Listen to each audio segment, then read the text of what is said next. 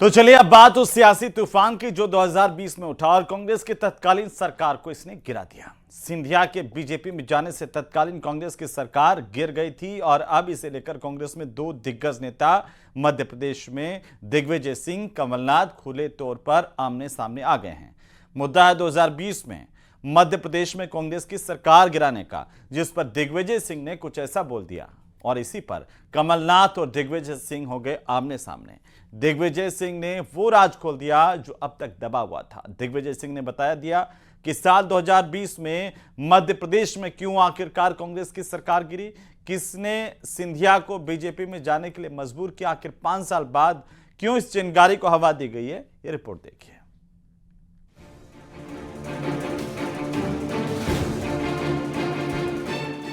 केंद्रीय मंत्री ज्योतिरादित्य सिंधिया को कांग्रेस छोड़े हुए 5 साल हो गए, लेकिन अब तक सियासी गलियारों में यही माना जाता रहा कि वह दिग्विजय सिंह की वजह से कांग्रेस छोड़कर गए। हाल ही में दिग्विजय सिंह ने एक इंटरव्यू में बंद कमरे वाली बात को सार्वजनिक कर दिया। साथ ही कहा कि ज्योतिरादित्य सिंधिया के लिए मैं जिम्मेदार नहीं हूँ, वे कमलनाथ की वजह से गए। इसके बाद कांग्रेस के अंदर फिर से आग लग गई। अब कमलनाथ ने भी दिग्विजय सिंह पर खुलकर पलटवार किया। उन्होंने सोशल मीडिया पर एक पोस्ट करते हुए लिखा कि मध्य प्रदेश में 2020 में मेरे नेतृत्व वाली कांग्रेस सरकार गिरने को लेकर हाल ही में सब कुछ बयानबाजी की गई। मैं सिर्फ इतना कहना चाहता हूं कि पुरानी बातें उखाड़ने से कोई फायदा नहीं, लेकिन ये सच है कि व्यक्तिगत महत्वाकांक्षा के अलावा श्री ज्योतिरादित्य सिंधिया को ये लगता था कि सरकार श्री दिग्विजय सिंह चला रहे हैं और इसी नाराजगी में उन्होंने कांग्रेस के विधायकों को तोड़ा और हमारी सरकार गिराई। एक तरफ ये पूरा मामला है तो वहीं दूसरी ओर कांग्रेस प्रदेश अध्यक्ष जीतू पटवारी डैमेज कंट्रोल करते दिखाई दिए।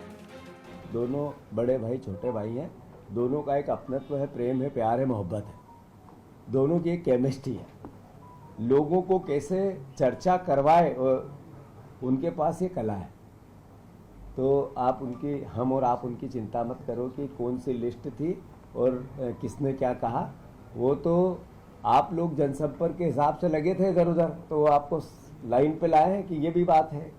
तो मैं समझता हूं कि पुरानी बातों का कोई औचित्य नहीं है।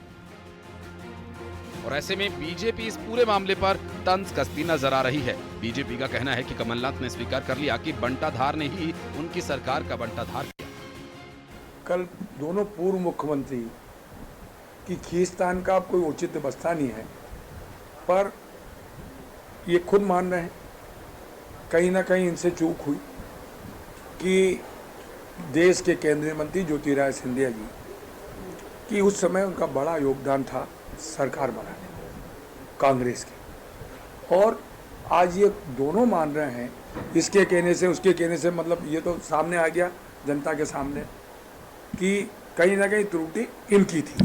सरकार का तमाशा था। जनता यही तो पूछना चाहती थी कि सरकार एक्चुअल मुख्यमंत्री चला रहा है कि पर्दे के पीछे कोई दूसरा मुख्यमंत्री चला रहा है। और आज के जो नेता प्रतिपक्ष हैं और कल के उस समय के जो मंत्री थे उमंग सिंगार, उन्होंने यही तो कहा था कि पूरी सरकार रिमोट कंट्रोल से चल रही है और सारी सरकार दिग्विजय सिंह चला रहे हैं। रेत माफिया, शराब माफिया, खनन माफिया, और वो हो सकता है उद्योगपति भी उसी में से एक। पछतात होत क्या जब चिड़िया चुग गई खेत। जब आपने सिंधिया जी का सार्वजनिक अपमान किया, जब सिंधिया जी ने कहा कि लोकतंत्र में हमने जनता से जो वादे किए हैं उन वादों को पूरा नहीं कर रही कमलनाथ जी की सरकार, तो कमलनाथ जी ने सिंधिया जी ने कहा कि मेरे को वादे पूरे करने के लिए सड़कों पर आना पड़ेगा।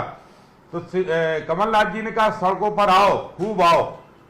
तो सिंधिया जी ने दिग्विजय सिंह और कमलनाथ जी की मंडली को पूरी सड़कों पर ला दिया। 2020 में सरकार कैसे और किसने गिराई, इस मुद्दे पर कांग्रेस में एक बार फिर कलह देखने को मिल रही है। सवाल यह है कि क्या कोई पुरानी टीज अभी बाकी है जो समय समय पर सामने आती रहे। Report news 18। तो पिछले